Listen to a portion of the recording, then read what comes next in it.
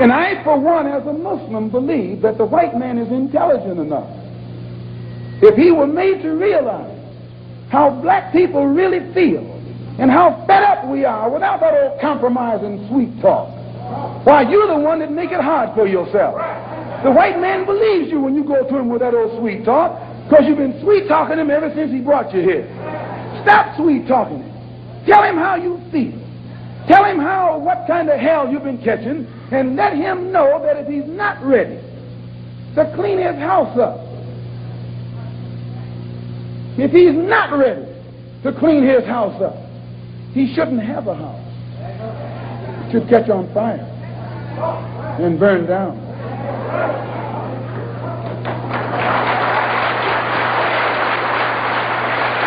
I don't think when a man is being criminally treated that some criminal has the right to tell that man what tactics to use to get the criminal off his back.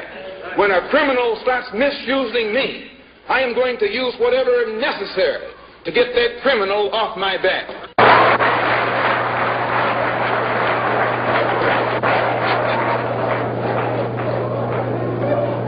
Who taught you, please, who taught you to hate the texture of your hair?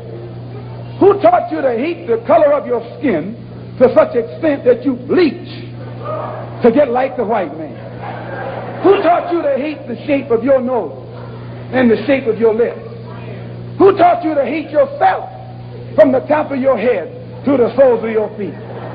Who taught you to hate your own kind? Who taught you to hate the race that you belong to? So much so that you don't want to be around each other. No, before you come asking Mr. Muhammad, does he teach hate, you should ask yourself who taught you to hate being what God gave you. Because you can't get into a whiskey bottle without getting past the government seal. You can't open a deck of cards without getting past the government seal. Here's a white man makes the whiskey and then puts you in jail for getting drunk. Now, why should the black man have to go to court to get freedom when a white man in this country is free when he's born? Why should the black man need some legislation to prove that he's a human being when you don't need any legislation to prove that whites are human beings?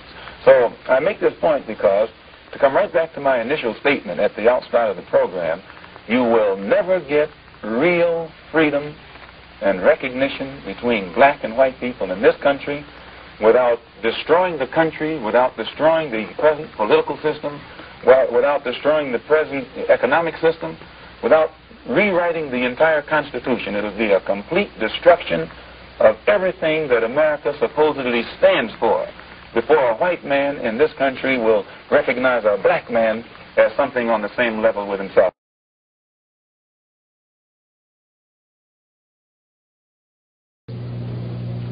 Put it in the paper that they broke into our religious place of worship and got records that they can use to prove that most of us have criminal records.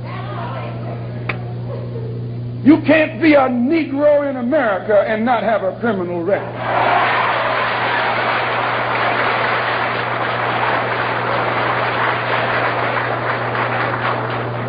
Martin Luther King has been to jail. Please, James Farmer has been to jail. Why, you can't name a black man in this country who is sick and tired of the hell that he's catching who hasn't been to jail. Charged him with being seditious. They put Moses in jail. They put Daniel in jail. Why, you haven't got a man of God in the Bible that wasn't put to jail when they started speaking out against exploitation and oppression.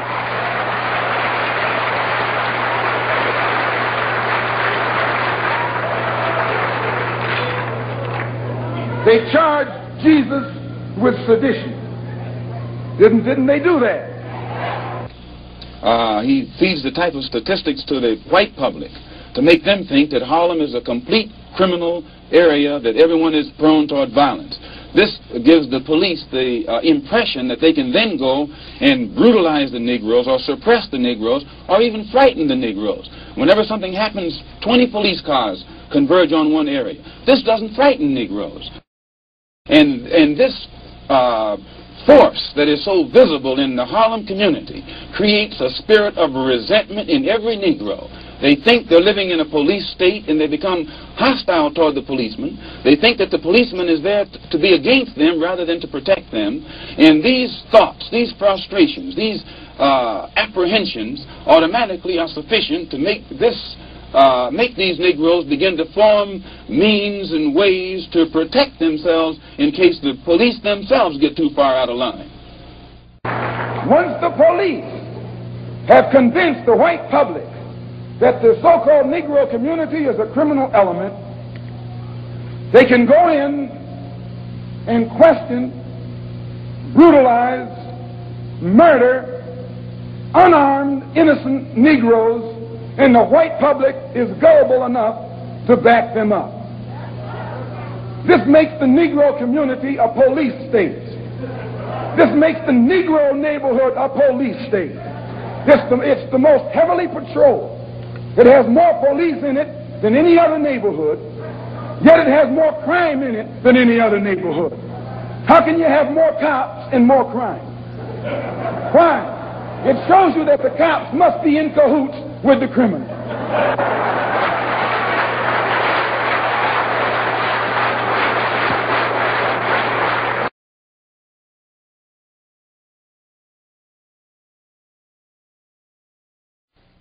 I think you'll find, sir, that there will come a time when black people wake up and become intellectually independent enough to think for themselves, as other humans are intellectually independent enough to think for themselves. Then the black man will think like a black man, and he will feel for other black people. And this new thinking and feeling will cause black people to stick together. And then at that point, you'll have a situation where when you attack one black man, you are attacking all black men.